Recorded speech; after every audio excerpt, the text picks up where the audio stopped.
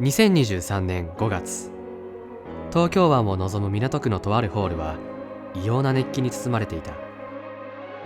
ホールに集まった1500人以上の人々が見つめる先に映っているのは、任天堂の大人気対戦ゲーム大乱闘スマッシュブラザーズスペシャルの対戦画面だ。かがり火10。スマブラの競技シーンを愛する有志たちによって運営されているこの大会が記念すべき10回目の最終日を迎えたこの日は、日本のスマブラ競技シーン史上最大ともいえる盛り上がりを見せた歴史的な日となった。参加選手には日本のトッププレイヤーが軒並み勢ぞろいし、世界中からも有名選手が集結。ライブ配信は同時接続10万人を超えた。今や数万人のフォロワーを抱え、プロチームとの契約を持つ選手が何人もいるスマブラの競技シーンだが、その始まりは今とは比べ物にならないほど小さく、数々のプレイヤーの活躍によって徐々に大きく成長してきた歴史があった。今改めてスマブラに情熱を傾け、しのぎを削ってきた数々のプレイヤーたちの物語をたどってみることにしよ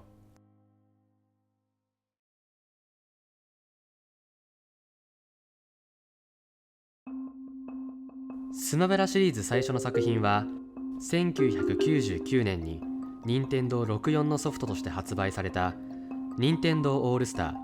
大乱闘スマッシュブラザーズ。この初代スマブラを使って日本で初めて開かれた大型オフ大会が2001年の第1回日本スマブラ連合オフ会だと言われている。日本各地の地元最強プレイヤーが集まったこの会、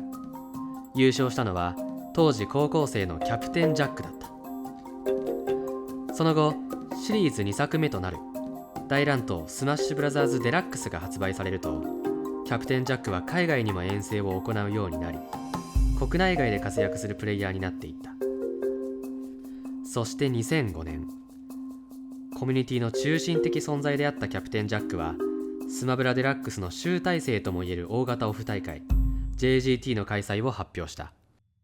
自分がアメリカとかに行って大会参加してで優勝とかしてきたけど、じゃあ今度はもう日本で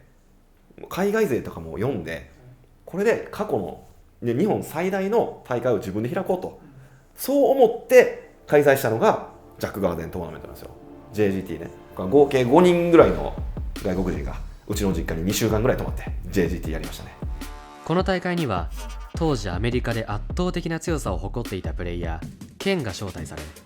日本のプレイヤーたちは彼を倒し世界最強の称号を手に入れるため京都に集まった。そんな当時のトッププレイヤーの一人で、この大会の優勝候補でもあったのが、今もなお競技シーンで活躍を続けているレインだった。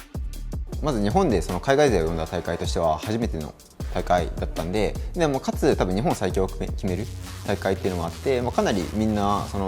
の大会をもうスマブラデラックスで目標にするっていう大会でしたね。トーナメントが始まると、ケンは日本勢のマークをものともせず上位プレイヤーたちを撃破。レインもケンに敗れ5位でトーナメントから姿を消す中、最後にケンと相対することになったのは当時14歳の新星ボムソルジャーだった。この予想外のマッチアップにケンは苦戦を強いられる。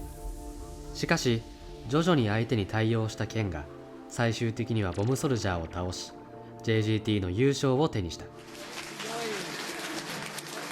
この劇的な幕引きを見せた JGT はユーザー主導で拡大していった当時のコミュニティの最高到達点であり、その勢いは今後も変わらず続いていくものと思われた。しかし JGT 後、強豪プレイヤーを多く擁する関東コミュニティは急激に勢いを失っていくことになるのだった。JGT 終わって、その後はまだ一応そのスマブラみんなやってたんですけど、半年後ぐらいにその当時世界最強ケンっていうマルチ使いの方がいて、で東京に1ヶ月ぐらい滞在したんですね。でその時はもう結構がっつりフリーやって、でその時にもう本当に対戦に慣れちゃって負けなくなったんですよ。で世界最強がこのぐらいだったらもうこのゲームやってる意味ないな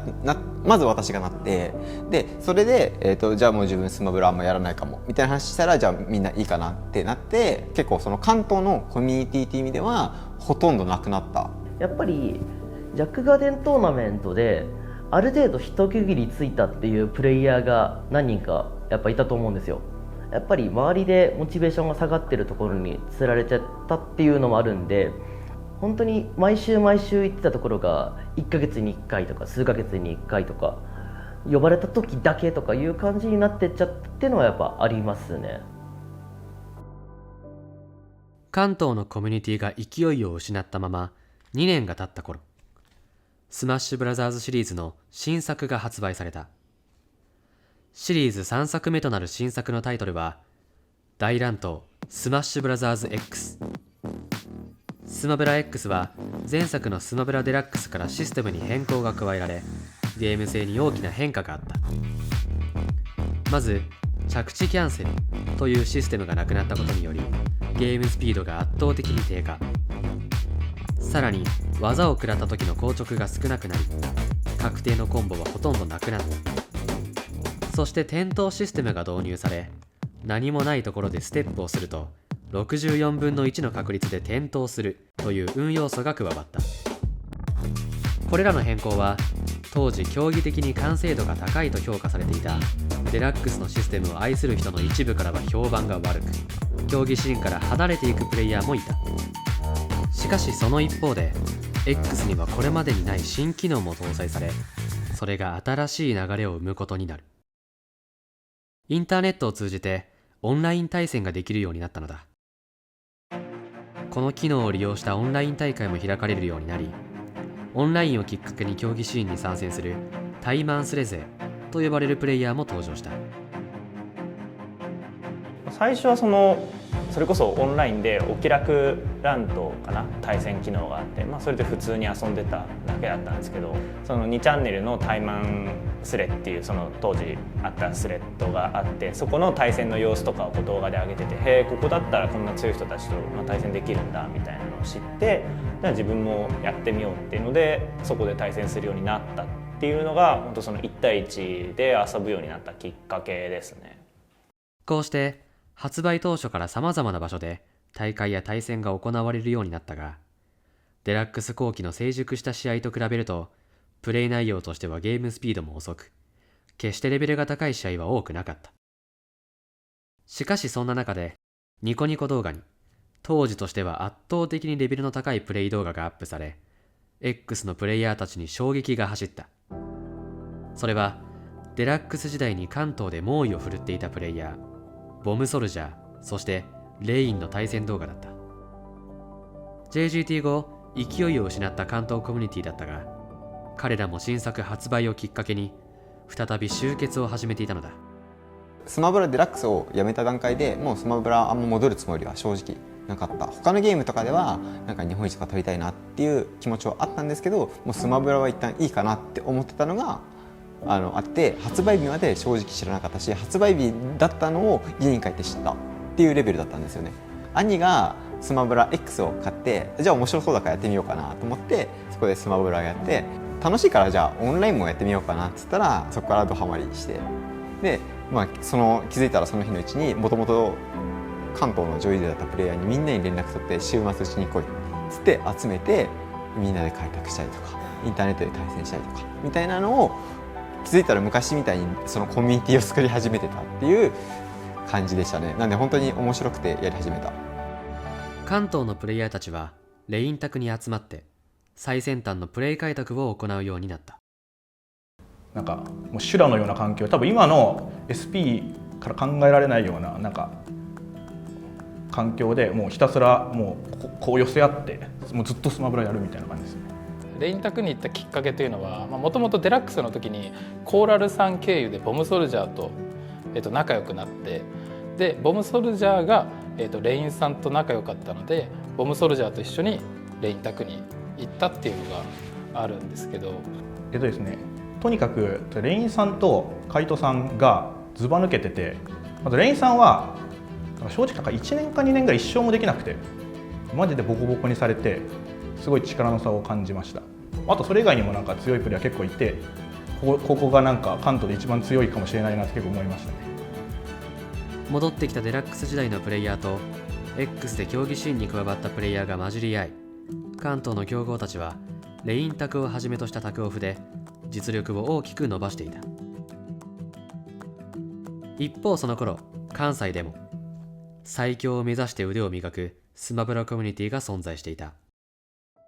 スマブラ X が1月に発売だったんで、もうそのタイミングで